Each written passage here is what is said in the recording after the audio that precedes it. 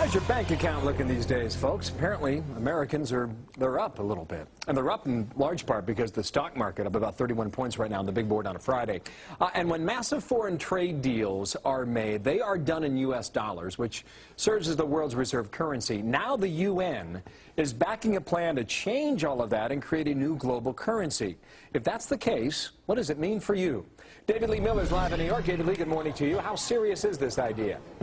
Right now, it is not very serious, but it still poses a threat to the U.S. This, of course, is what we're talking about, the U.S. dollar. And who doesn't love the U.S. dollar? Well, as you point out, apparently some economists at the United Nations, they issued a recent report at the UN Conference of Trade and Development just a few days ago. And that report said that part of the world's recent financial crisis is to be blamed on trade imbalances as well as the current system of currency and capital rules.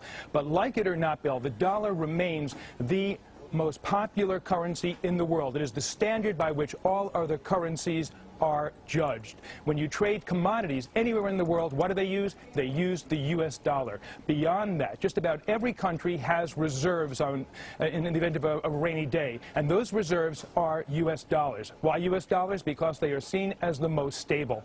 But critics point out that developing countries that have dollars are essentially giving the U.S. an interest-free loan. And now, if the UN were to get its way, that would be not only a blow to U.S. prestige, but it could also cause problems with the economy if trillions and trillions of dollars theoretically were to be poured into the world economy. Niall Gardner of the Heritage Foundation points out that the UN, with this report, is essentially just taking another swipe at the United States. Here's what he had to say. This is certainly a direct assault by the United Nations on American global power. This is certainly an effort, I believe, to try and undermine the dollar as a global currency. And the United Nations does have a long track record of anti-Americanism. This is just the latest example of the UN taking a swipe against the United States. And one other very quick concern, the chorus against the dollar could grow if, as some critics say, the Obama administration continues to increase the U.S. deficit. But if there is going to be any change, Bill, it could be years or even decades away. Wow. David Lee, thanks. David Lee Miller live here.